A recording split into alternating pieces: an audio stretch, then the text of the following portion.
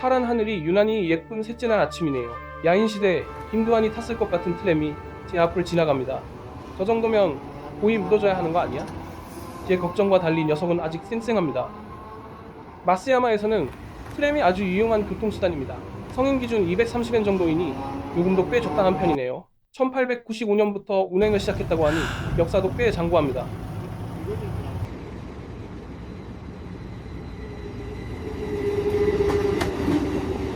제가 사는 울산도 얼마지 않아 트램이 다닐 예정이라 더욱 관심이 가네요. 트램을 타고 도고온천역에 도착했습니다. 역 건물이 과거의 건축 양식으로 지어졌네요. 일본에서 가장 오래된 온천과 소설 도련님과 스토리가 연결되어 일부러 과거 양식으로 지었다고 합니다. 스타벅스는 에런데 역 앞에는 곧장 열차가 있습니다.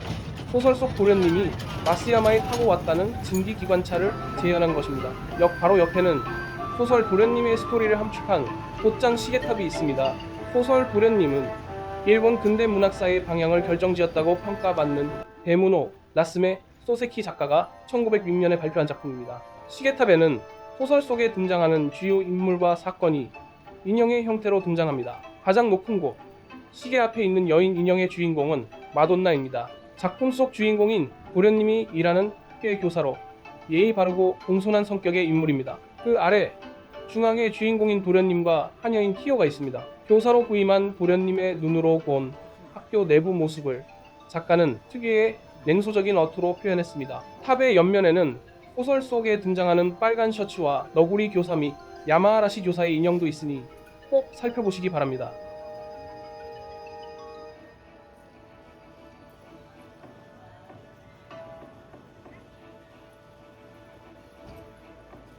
시계탑 옆에는 도고 온천으로 연결된 상점가가 있습니다. 오늘 첫 번째 먹방 미션지가 그곳에 자리 잡고 있습니다. 바로 우나기 오구라 장어 덮밥집입니다. 마쓰야마에서 장어 먹을 거면 오구라 가자는 말이 있을 정도로 유명한 곳입니다. 그래서 이미 한국인 유튜버들이 많이 소개한 곳이기도 합니다. 그래서 저는 소개보다는 먹은 거 자랑만 할까 합니다. 아무도 없죠. 1등으로 들어온 덕분에 제 뒤에 길게 이어진 사람들과 자리 뺏기 싸움하지 않아도 되었습니다. 우나주라 불리는 정통 장어덮밥입니다. 주인장이 간사이식으로 장어를 조리해 속이 무척 촉촉했습니다. 보통 장어 요리가 비싼 편인데 이곳은 4,000엔대의 가격으로 즐길 수 있었답니다. 장어를 먹었으니 다시 힘을 써야겠죠? 쓸 곳이 없으니 저는 다시 걷기로 합니다. 사람들 너머로 도고온천 본관 건물이 보입니다. 1894년에 만들어진 후 여러 차례 진축되어 현재에 이른 본관 건물은 일본의 국가 중요 문화재입니다. 1894년이라면 갑오개혁과 청해전쟁이 일어났던 시기군요. 여러모로 복잡한 사건이 많았던 시기에 이 건물이 세워졌던 거네요. 중요 문화재이니까 전체적으로 한번 돌아봅시다. 아참, 이 온천은 학과 관련된 전설이 있습니다. 아주 오래전에 다리를 다친 학이 있었나 봅니다. 맨날 한 다리로만 서 있으니 관절염이 생겼으려나. 여튼 이 학이 이곳에서 다리를 담그고 쉬더니 다 나았답니다. 사람들이 그것을 보고 이곳에 온천을 만든 것이 도고 온천의 시작이라고 합니다. 이제 몸을 다친 동물들이 자리 잡고 있는 곳을 잘 봐야겠습니다. 또 모르죠. 새로운 온천이나 부동산 개발이 가능할지도. 여기까지 왔으니 도고 온천에 들어가 봐야겠죠? 공항에서 받은 한국인 특별 쿠폰을 찾아 들고 부랴부랴 별관으로 향합니다. 온천 별관을 무료로 사용할 수 있는 쿠폰은 정말 특별한 혜택입니다. 여기도 학이 있네요. 오늘 저는 쿠폰 사용이 아닌 별관 프라이빗 욕탕을 신청해 두었습니다. 본관에 있는 유신덴이라는 천황 전용 익욕 공간을 별관의 모조로 설치하여 이용하는 프로그램입니다. 그럼 한번 같이 가볼까요? 2층에는 대연 해석이 있네요. 옆으로 난 복도를 따라가니 드디어 제가 예약해둔 공간이 나왔습니다. 프라이빗 온천 욕실의 문을 열면 이렇게 유신덴과 똑같은 형태의 전용 온천이 모습을 드러냅니다. 1시간 30분 동안 누릴 수 있는 호사를 한 번쯤은 경험해보는 것도 괜찮지 않나요? 온천욕을 마친 후 요청을 하면 간단한 간식도 제공해줍니다. 마지막으로 은으로 문을 장식하여 고급스러움을 더했으니 이 점 참고하시면 좋겠습니다. 뜨겁게 몸을 달구었으니 다시 시켜야겠죠? 그렇다면 우리에겐 뭐가 필요할까요? 함께 외쳐봅시다. 나마비루 구다사이.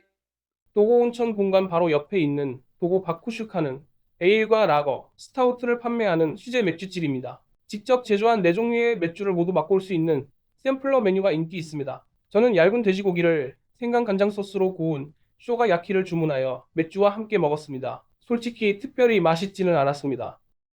적당히 열을 식혔으니 정말 맛집을 찾아가야겠죠? 곧장 열차를 타고 가고 싶지만 오늘은 더 이상 움직이지 않으려나 봅니다. 오늘 저녁 우리의 아지트는 바로 이곳 야끼니쿠 비피입니다. 홋카이도 상점가에서 4블럭 떨어진 곳에 있다 보니 찾는 것이 조금 어려울 수도 있겠네요. 가게 컨셉이 아지트이고 입구가 건물 안쪽에 위치해 있다 보니 쉽게 지나칠 수도 있을 듯합니다. 비피는 칠판에 그날 판매할 소고기의 이력을 적어두는 게 특징입니다. 그만큼 소고기의 품질에 자신이 있다는 의미가 아닐까요? 무엇보다도 이 집에서는 신선한 특수부위를 맛볼 수 있는 것이 특징인데 그중 우설이나 안창살이 특히 인기 있습니다. 저도 이곳에서 처음으로 우설을 경험해 보았습니다. 소의 혀를 먹는다는 것이 쉽게 납득이 되지 않았었는데요. 막상 먹어보니 쫄깃쫄깃한 식감이 아주 일품이었습니다. 소의 혀인 줄 모르고 먹었다면 그날 수십 마리의 소를 제가 벙어리로 만들어 버렸을 것입니다. 입에 올려놓으며 곧바로 녹아 사라지는 로스구이는 새로운 경험을 안겨줍니다. 훗날 이빨이 모두 사라지는 나이가 되어도 고기를 먹을 수 있겠구나. 맥주는 눈으로 마시고 비피의 로스구이는 혀 위에서 녹여 먹을 수 있는 것이구나. 고깃집에서도 배움은 끝이 없나 봅니다.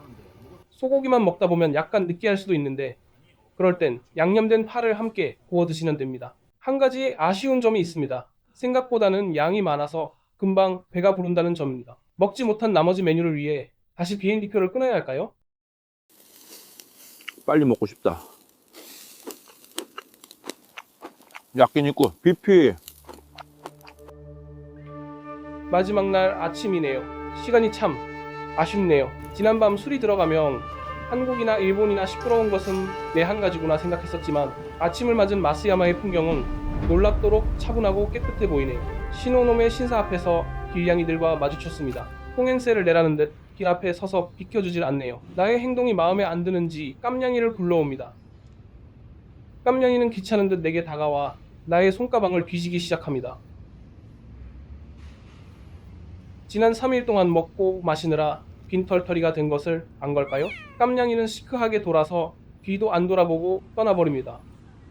마치 요놈 개털이야 말을 한 듯 노랭이도 잠시 원망스럽게 나를 보다니 자리를 떠버립니다. 여행을 마무리하기 위해 저는 관람차 코로린을 타보기로 했습니다. 울산에도 비슷한 것이 있어 이전에 타보기는 했습니다. 타카시마야 백화점 옥상에 있는 매표소에 한국 여권을 보여주면 성인이 아닌 소학생용 표로 할인을 해줍니다. 마스야마 성이 보이네요. 관람차 타는 것이 생각보다 무섭더라고요. 출발한 지 1분도 안 되어서 내려달라고 소리를 질렀지만 그저 메아리로 사라져버렸네요. 아쉽게도 마스야마에서 맞는 마지막 식사 시간입니다. 식사라기보다는 간식이라고 해야 할까요? 오코노미야끼 맛집 테판보야입니다. 이곳은 홋카이도 상점가 입구 바로 옆 블록에 있어 찾기 매우 쉽습니다. 홀로 앉아 고독을 씹으며 오코노미야키를 먹고 싶거나 왁자지껄하게 먹고 싶은 분들을 위한 자리도 마련되어 있습니다. 히로시마 스타일을 먼저 먹어보겠습니다.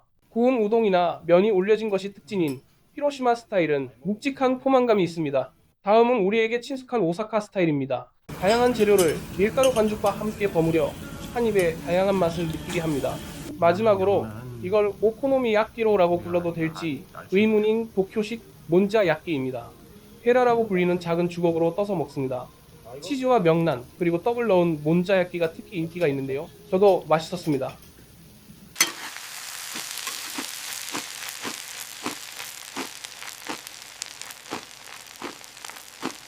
이제 정말 헤어질 때가 되었습니다. 즐거웠던 3박 4일이 쏜살같이 지나가 너무 아쉬웠네요. 저와 함께한 마스야마 여행 즐거우셨나요? 이상 즐거운 소식을 전해드린 모하스쿨이었습니다. 결국 컨셉은 요시아키와 함께한 여행이었네요. 다시 만나자.